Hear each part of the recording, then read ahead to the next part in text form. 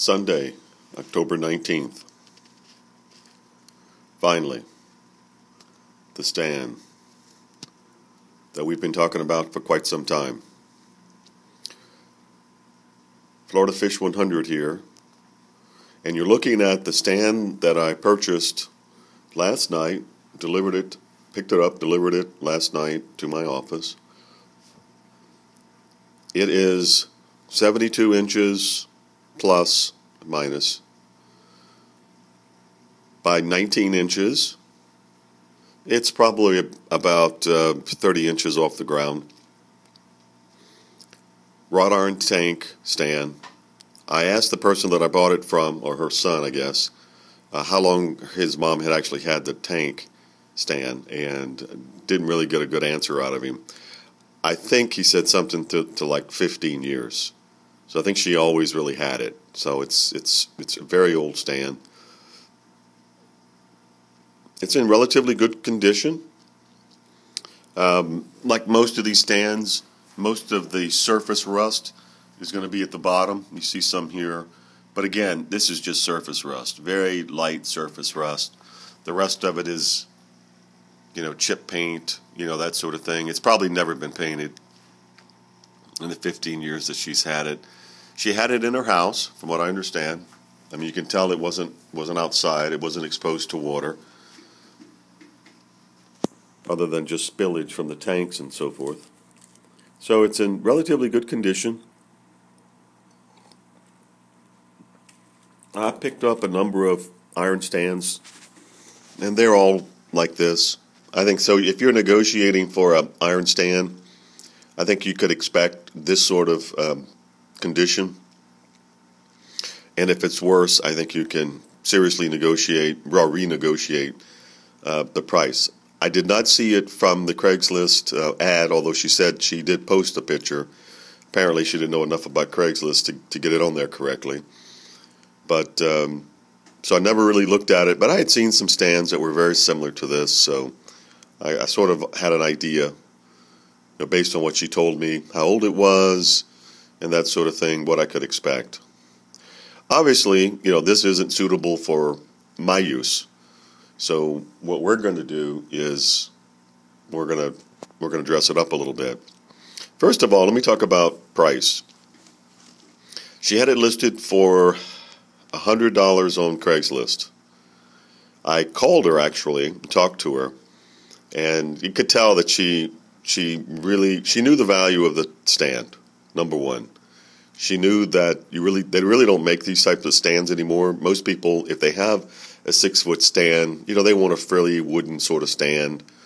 People that are going to spend that kind of money are going to want something like that.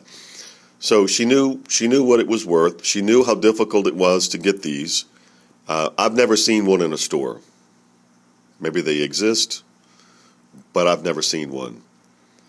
I go to PetSmart, Petco websites, and all I get is 48 inch, maybe an 18-inch wide stand, which is good for a 75-gallon, but never a 125, good for a 125, a 6-foot stand. I've never seen a 5-foot stand in one of these stores. So it is what it is. It's a kind of a rare antique sort of commodity. So she was pretty stern on the price. I did chew her down a little bit. I got the stand for $80. Plus I had to pay a friend of mine for some gas and his time to go get it. So that was probably another $25. So the stand itself cost me $100 when everything is considered, delivered and picked up in the whole 9 yards. So got it for $100. I've seen it as high as $125 on the internet. And at as low as $50 if you buy the tank with the stand. So, it wasn't a great deal, but it was a deal I had to do to go forward with this project. I've been looking for a stand ever since I bought the tank, or the tank was donated to me.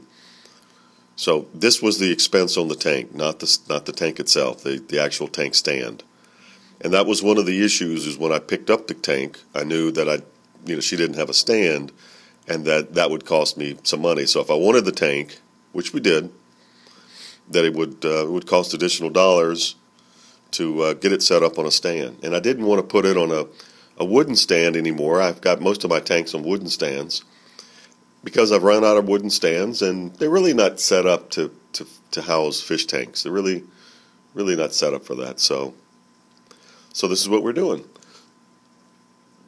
But she was relatively fair. I mean, she didn't really have to come off of her price. If she would have had it for $100, I don't think I would have went with it, because I had gas to go pick it up and time. I probably would have waited out the guy just southwest of Orlando here. He's trying to sell a 125 with a stand like this, and he's really struggling to get the price that he wants.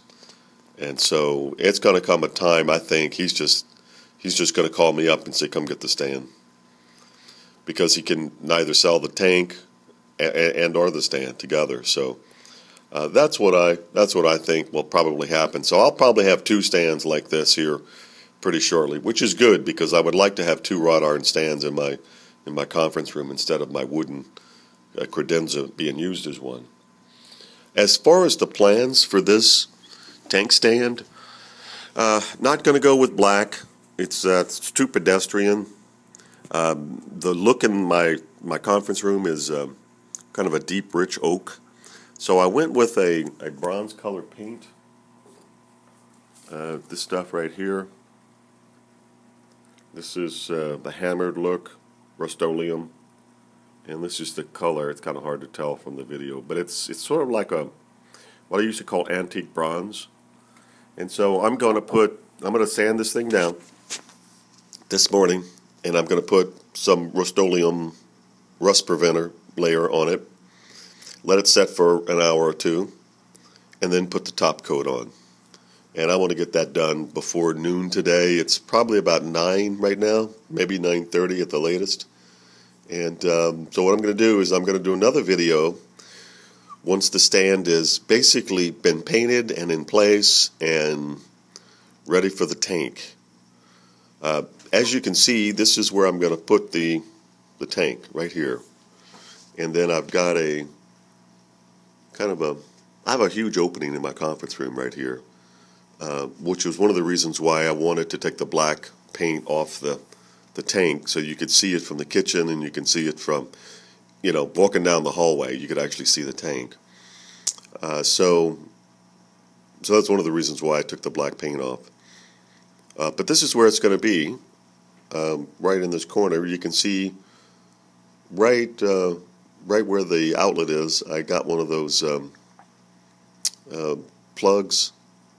That device right there, it's 5 plugs, but it fit into a single socket, and I think it's got some sort of I guess voltage protection on it to some extent, so that helps. And then I'm going to get a surge protector that I'm going to plug into that all my equipment is going to plug into. And so I think I've got a pretty good setup here.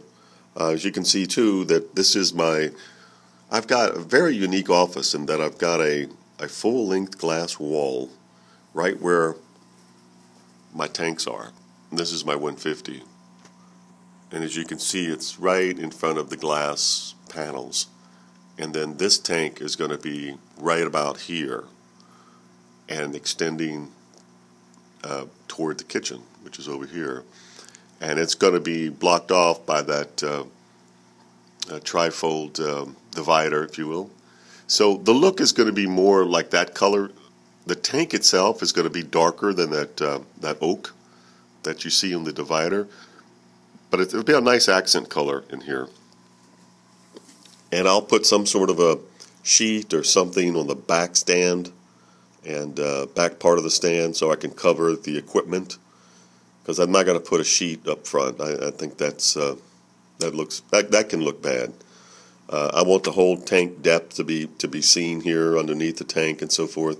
I've got a board here that's 4 feet wide. I'm going to polyurethane that and stick it right here on the bottom. So I'm going to try to set the tank up as maybe a kind of a bookshelf on the bottom. get some use out of it. I'm not sure exactly how I'm going to do this, but I'll come up with some sort of a system that gets some use out of that bottom shelf. She actually used it as a separate tank stand. That she got another. I think she housed 125s, which are relatively, at this dimension, 6 feet by 18. A 125 is relatively shallow. I think it's going to be under 24 inches. So you can get it in there. You can't do much with it, but she actually had 2 tanks on this one stand, 2 125s. So we're going to put the one tank, the 170 project tank on this one, which is too heavy to move today, but I'll try to get Chris to help me on Monday. We'll get the tank on there, and then we'll start going to the next stage. All right. Next video is about painting the tank and positioning the tank and getting the equipment ready.